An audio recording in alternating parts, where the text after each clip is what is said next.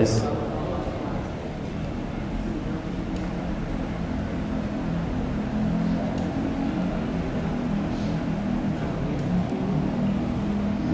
Bismillahirrahmanirrahim. Alhamdulillahirabbil alamin. Wassalatu wassalamu ala asyrafil anbiya'i wal mursalin nabiyyina Muhammadin wa ala alihi wa sahbihi ajma'in. Allahumma inna nas'aluka ilman nafi'a wa na'udzubika min ilmin la yanfa'. Amma ba'd. Hadirin jamaah salat zuhur Masjid Jami' Al-Bassam, hafizakumullahu wa ra'akum.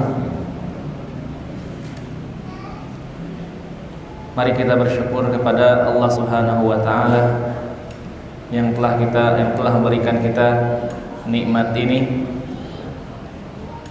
nikmat melakukan amal saleh setelah amal saleh lainnya.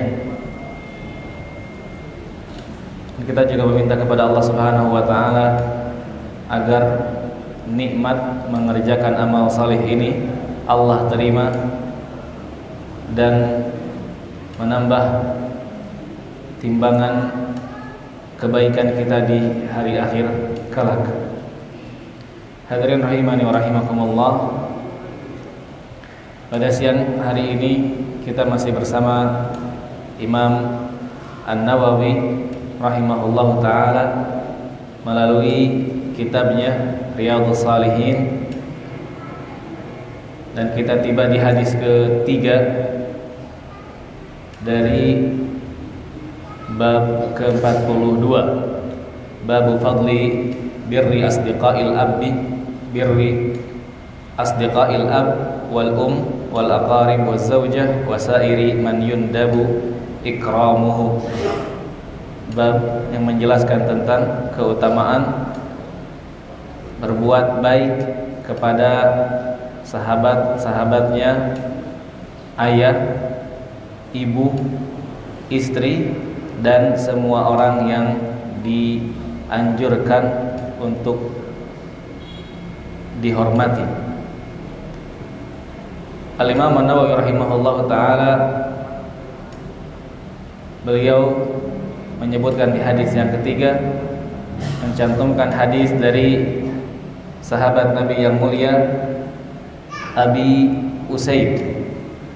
An Abi Usaid Malik ibn Rabi'ah As-Sa'idi radhiyallahu anhu qala baina nahnu julusun 'inda Rasulillah sallallahu alaihi wasallam id ja'ahu rajulun min bani Salamah faqala ya Rasulullah hal baqiya min birri abawayya syai' aburruhuma bihi ba'da mautihima faqala na'am as-salatu alaihima wal istighfaru lahuma wa infadu ahdihima min ba'dihima wasilatur rahimi allati la tusalu illa bihima wa ikramu sadiqihima.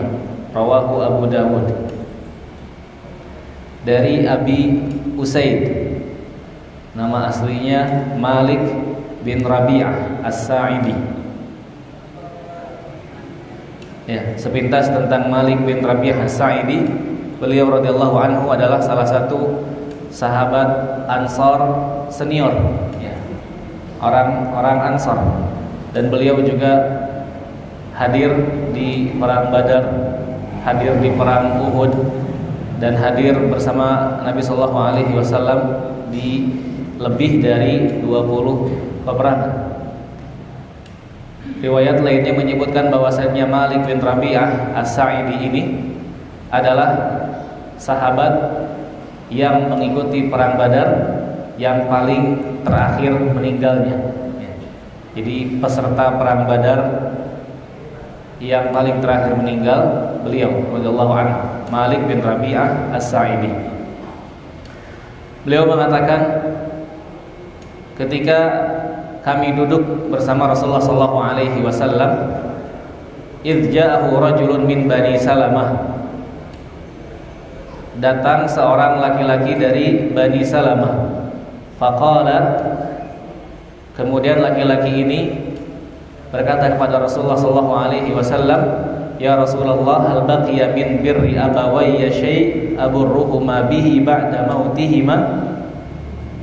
Wahai Rasulullah, apakah masih tersisa, apakah masih ada perbuatan yang bisa aku lakukan sebagai bentuk baktiku kepada kedua orang tuaku setelah mereka meninggal? Ya. Jadi dapat diambil faidah bahwasannya orang ini adalah orang yang berbakti kepada kedua orang tuanya, berbakti kepada ayah dan ibunya, sehingga ketika ayah dan ibunya meninggal, orang ini menemui Rasulullah SAW. Apakah pintu berbakti kepada orang tua itu masih ada setelah mereka meninggal atau tertutup? Dimana kita ketahui dari ayat-ayat dan hadis-hadis yang dijelaskan sebelumnya bahwasanya berbakti kepada orang tua ketika mereka masih hidup, terlebih lagi ketika mereka masuk di usia tua, maka berbakti kepada mereka adalah hal yang wajib. Dan itu yang dijaga oleh sahabat dari Bani Salamah ini, hingga kemudian orang tuanya meninggal dan dia bertanya kepada Nabi Muhammad SAW, apakah masih tersisa kesempatan untuk berbakti kepada kedua orang tuaku setelah mereka meninggal? Apakah masih bisa atau pintunya tertutup dengan kematian mereka? Faqala, maka Rasulullah SAW berkata, "Na'am, iya, pintu bakti kepada kedua orang tua masih terbuka sekalipun mereka berdua sudah wafat." Maka ini menjadi berita gembira bagi orang-orang yang selalu berbakti kepada orang tuanya, di mana pintu tersebut masih terbuka. Di sisi lain, jawaban ini pun menjadi kabar gembira bagi banyak kaum muslimin yang menyadari pentingnya berbakti kepada orang tua setelah mereka meninggal. Ada banyak kaum muslimin yang tidak sempurna dalam baktinya kepada kedua orang tua ketika mereka hidup, baik itu karena kurangnya ilmu atau kondisi yang tidak mendukung dan semacamnya. Kemudian setelah orang tuanya meninggal, baru dia sadar bahwasanya berbakti kepada orang tua itu adalah hal yang wajib, hal yang memiliki pahala yang besar, hal yang Allah muliakan, ya. Maka bagi orang yang seperti ini tidak perlu merasa telat, ya, tidak perlu merasa kehabisan kesempatan, ya. Karena pintu berbakti kepada orang tua masih terbuka sekalipun setelah mereka wafat. Naam, kata Rasulullah SAW, masih ada perbuatan yang bisa dilakukan untuk berbakti kepada orang tua setelah mereka meninggal. Yang pertama, as-salatu alaihima, mendoakan mereka. Yang kedua, wal istighfaru lahuma, beristighfar bagi mereka, memintakan ampunan Allah Subhanahu wa taala bagi mereka. Wa infadhu ahdihima min ba'dihima, dan menunaikan janji atau wasiat setelah mereka meninggal. Wasilatur rahimil lati la tusalu illa bihima, dan menyambung tali silaturahmi kepada orang-orang yang tali silaturahmi terhubung dengan kita karena adanya ayah dan ibu kita. Wa ikramu sadiqihima, dan memuliakan sahabat-sahabatnya. Rawahu Abu Dawud. Hadirin rahimani wa rahimakumullah, maka 5 hal ini adalah 5 perbuatan yang bisa kita lakukan sebagai bentuk bakti kita kepada ayah dan ibu kita setelah mereka meninggal. Mendoakannya, beristighfar, menunaikan janji dan wasiatnya, kemudian menjaga atau menyambung tali silaturahmi yang kita terhubung dengan orang-orang tersebut dengan sebab orang tua kita. Wa ikramu sadiqihima. Hadirin rahimani wa rahimakumullah, para ulama menjelaskan bahwasannya hal ini menunjukkan besarnya keutamaan orang tua. Al-walidani lahuma fadlun 'azim, lidzalika kana birruhuma la yaqtasiru 'ala hayatihima fahasb. Orang tua itu memiliki keutamaan yang besar atas anaknya, sehingga anaknya diwajibkan untuk terus berbakti sekalipun orang tuanya sudah meninggal. Perkataan lainnya dari ulama yang lain menjelaskan, wa kullu dzalika jazaa'u ma fa'ala, ya. Apa yang diwajibkan kepada seorang anak untuk berbakti kepada orang tua ketika mereka hidup dan ketika mereka meninggal adalah balasan atas apa yang telah orang tua lakukan. Fa innahuma qad aktsara minad du'a lahu min qabli wujudihi wa ba'da wujudihi. Orang tua mendoakan kebaikan untuk anaknya sebelum anaknya lahir dan setelah anaknya lahir. Maka kita sebagai anak yang berbakti mendoakan orang tua ketika mereka hidup dan setelah mereka meninggal. Kemudian sedikit menjelaskan untuk perbuatan yang pertama tadi yang bisa kita lakukan sebagai bentuk kebaktian kepada orang tua yang sudah meninggal.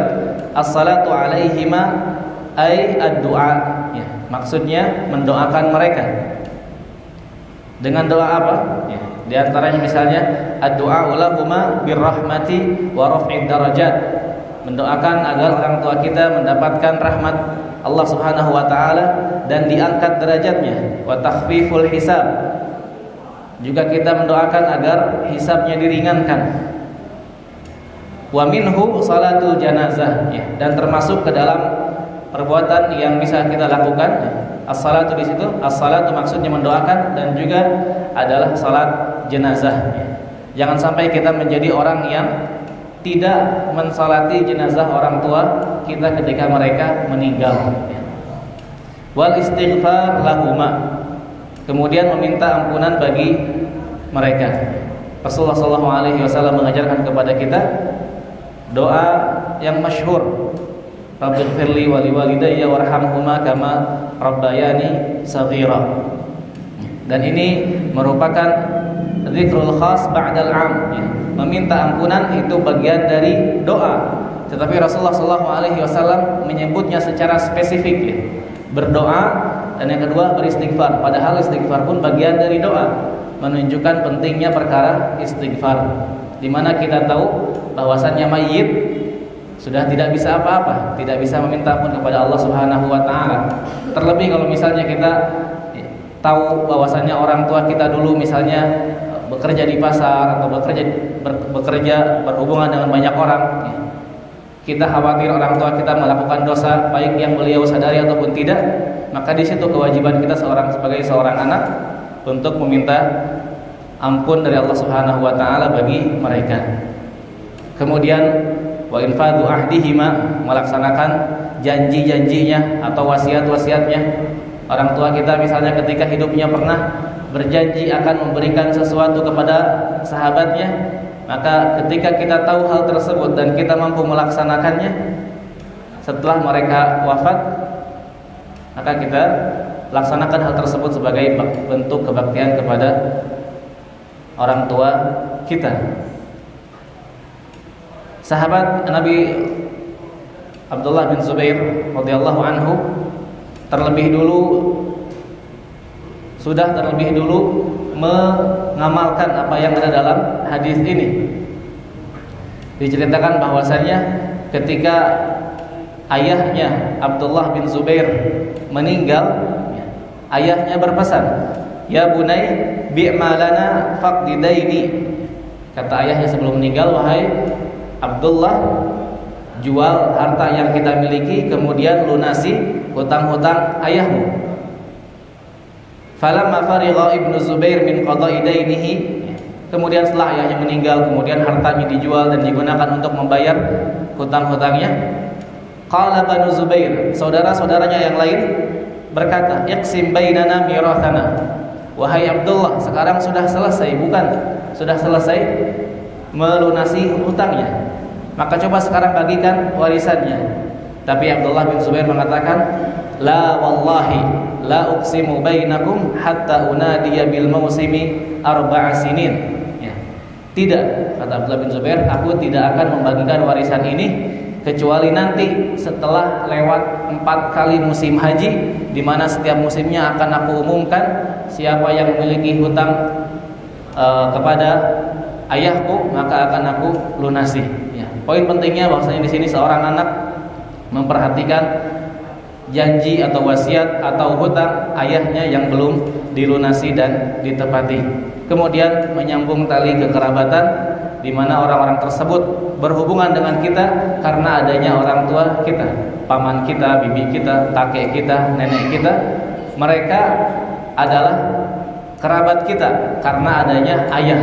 Ya. Kalau bukan karena ayah kita sebagai sebab, mereka adalah orang lain dan bukan kerabat. Dan yang terakhir, memuliakan teman-teman, sahabat-sahabat ayah kita dan ibu kita, sebagaimana dijelaskan dalam 2 hadis sebelumnya. Dan sahabat Nabi Sallallahu Alaihi Wasallam sudah terlebih dulu mengamalkan dan memberikan teladan atas apa yang diperintahkan oleh Nabi Muhammad Sallallahu Alaihi Wasallam. Demikian yang bisa Anda sampaikan. Subhanakallahumma wabihamdika, asyhadu an la ilaha illa anta, astaghfiruka wa atubu ilaik. Assalamualaikum warahmatullahi wabarakatuh.